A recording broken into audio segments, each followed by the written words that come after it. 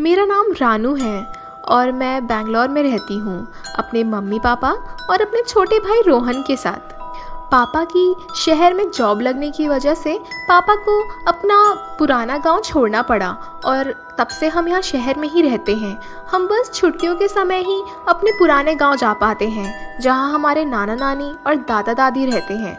दोनों ही अलग अलग गांव में रहते हैं पर हम उनसे मिलने के लिए अपनी छुट्टियों में जाते ही रहते हैं। और आज जिस घटना के बारे में मैं आपको बताने वाली हूँ वो घटना इन्हीं एक गांव में से जुड़ी हुई है। ये घटना मेरे साथ बचपन में हुई थी और जो कि बहुत ही भयानक थी। उस घटना को मैं आज तक नहीं भूल पाई हूँ। अभी मैं 24 साल की हूँ और जब ये घटना मेरे साथ हुई थी उस वक्त मैं करीब 6 साल की थी। मुझे आज भी अच्छी तरह से याद है। उस वक्त मेरी गर्मी की छुट्टियाँ चल रही थी और हर साल की तरह हम इस साल भी नाना नानी के घर जाने वाले थे गर्मी की छुट्टियों में। हम सभी ने अपनी सारी पैकिंग कर ली थी और हम अगले दिन निकलने वाले थे।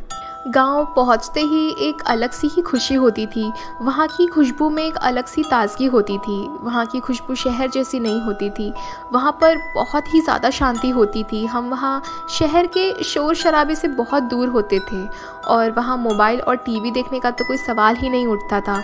वहाँ पर दिन दोस्तों के साथ कैसे ही बीतता था पता ही नहीं चलता था। वहाँ पर मैंने बहुत सारे दोस्त बनाए रखे हुए थे और मैं बहुत ही ज़्यादा एक्साइटेड थी उनके साथ बाहर जाकर खेलने के लिए। पर जब मैं वहाँ पहुँची तो मुझे मेरा एक भी दोस्त नहीं मिला और मुझे ऐसा लगा कि शायद वो भी कहीं सब बाहर घूमने के लिए चले गए होंगे क्योंकि उनकी भी गर्मियों की छुट्टियाँ चल रही होंगी। उस वक्त मैं अपने आप को बहुत ही अकेला महसूस कर रही थी क्योंकि मेरे पास कोई था ही नहीं खेलने के लिए। शाम के वक्त मैं अकेले ही ग्राउंड में खेल रही थी जो घर से थोड़ा ही दूर था। मेरा छोटा भाई रोहन भी उस वक्त बहुत ही ज़्यादा छोटा था तो मैं उसके साथ खेलना पसंद नहीं करती थी। उसके साथ मैं बोर हो जाती थी कि तभी मैंने देखा कि ग्राउंड में एक लड़का आ गया था और वो मेरी उम्र का ही लग रहा था और मैं लोगों से जल्दी बातें करती हूँ और उन्हें जल्दी अपना दोस्त बना लेती हूँ। तो हम भी वहाँ थोड़ी देर बातें करने लगे। उसके बाद थोड़ी ही देर में अंधेरा होने लगा तो मैंने उससे कहा कि अब मुझे घर जाना पड़ेगा और ऐसा कहकर मैं भागते हुए घर आ गई। मेरे डैड को इस बार छुट्टियां नहीं मिल पाई थी तो वो हमारे साथ नहीं आ पाए थे। मैं, रोहन और माँ ही आए थे। माँ ने मुझे नाना नानी के घर छोड़ दिया था और वो रोहन को लेकर मासी के घर चली गई थी। फिर अगले दिन सुबह सुबह ही मैं बाहर खेलने जाने की ज़िद करने लगी पर मुझे मेरे ग्रैंड पेरेंट्स जाने ही नहीं दे रहे थे क्योंकि बाहर बहुत धूप थी। तो मैं बहुत पेशेंटली शाम होने का वेट करने लगी और जैसे ही शाम हुई मैं तुरंत ही घर से बाहर भाग गई। मैं वापस उसी जगह चली गई जहाँ पर मुझे वो लड़का मिला था।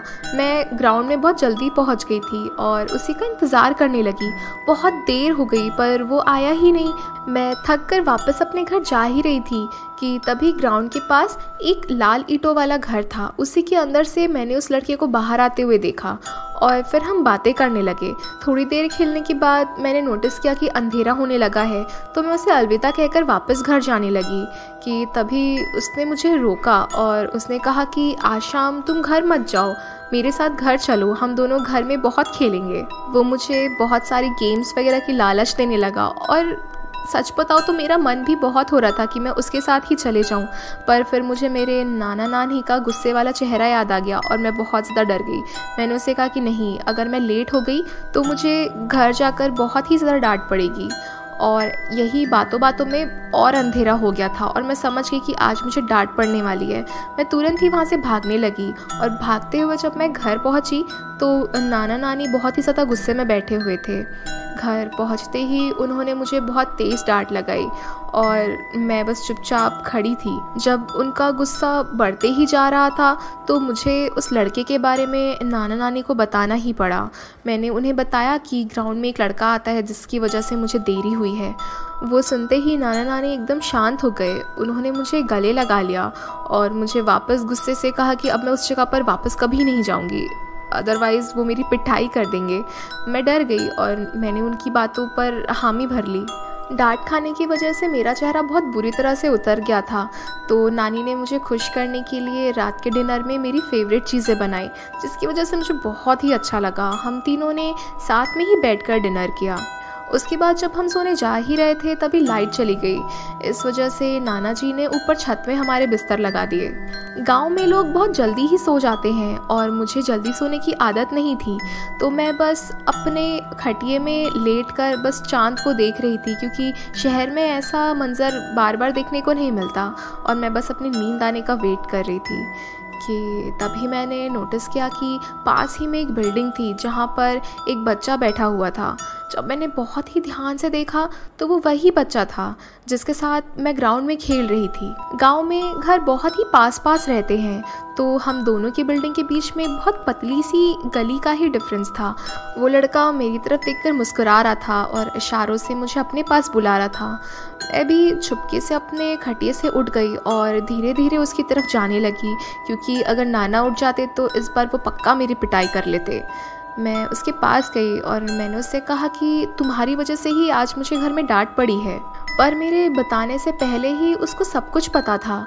उसने मुझसे कहा कि कोई बात नहीं, अभी हम मेरे घर चल सकते हैं, मेरे पास बहुत सारे गेम्स हैं, मैं यहीं से तुमको उठा लूँगा, तुम बस मेरा हाथ पकड़ लो, मेरे पास घर में बहुत सारी गेम्स हैं, हम दोनों रात भर खेलेंगे कूदेंगे और मैं तुम्हें सुबह 6 बजे पक्का यहाँ लाकर छोड़ दूँगा। पर आज शाम की करारा डांट के बाद मेरा मन बिल्कुल भी नहीं था उसके साथ जाने का, तो मैं उसे साफ मना करने लगी। मैंने उससे कहा कि नहीं, मुझे बहुत डांट पड़ेगी घर में, मैं ऐसे नहीं जा सकती।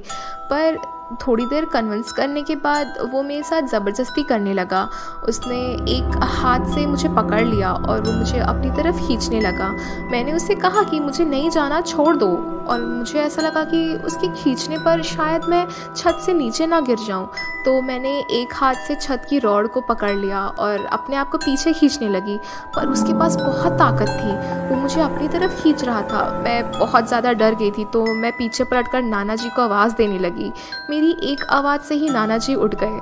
जब उन्होंने मेरी तरफ देखा तो उनकी शक्ल में गुस्सा नहीं बल्कि डर था। वो बहुत ज़्यादा डर गए थे और वो डर कर लोगों को मदद के लिए बुलाने लगे। मुझे समझ नहीं आया, जैसे ही मैंने पीछे पलट कर देखा तो वहाँ पर वो लड़का नहीं बल्कि एक अजीब सी दिखने वाली औरत थी, जो कि बहुत डरावनी और भयानक लग रही थी। उसकी आंखें सफ़ेद थी और उसके बहुत बड़े बड़े नाखून थे, अजीब से कपड़े पहने थे उसने। उसकी शक्ल पूरी तरह इंसानों जैसी नहीं लग रही थी। जब अड़ोस पड़ोस के लोग छत में आने लगे तो वो औरत कहीं हवा में ही गायब हो गई और तुरंत ही नाना जी ने मुझे अपने तरफ खींचकर गले लगा लिया। मुझे ज़्यादा तो याद नहीं, पर सब यही कह रहे थे। सबके जुबान पर एक ही शब्द था, चुड़ैल। वो आखिरी दिन था जब मैं उस गांव में थी। अगली ही सुबह मम्मी आ गई थी और नाना जी ने मम्मी को सारी बातें बता दी। उसके बाद मम्मी मुझे और रोहन को लेकर वापस शहर चली गई। नाना जी खुद चाहते थे कि मैं वहाँ से चली जाऊँ। रास्ते में मैंने माँ से पूछा कि उस रात मेरे साथ क्या हुआ था माँ। बहुत पूछने पर उन्होंने बताया कि पहले मैं जिन दोस्तों के साथ खेलती थी वो सभी दोस्त गायब नहीं हुए थे, वो सभी उस लाल ईंट वाले घर में मरे हुए मिले थे। पहले कोई समझ नहीं पाया, पर अब सब समझ गए थे कि वो उस चुड़ैल का ही काम था।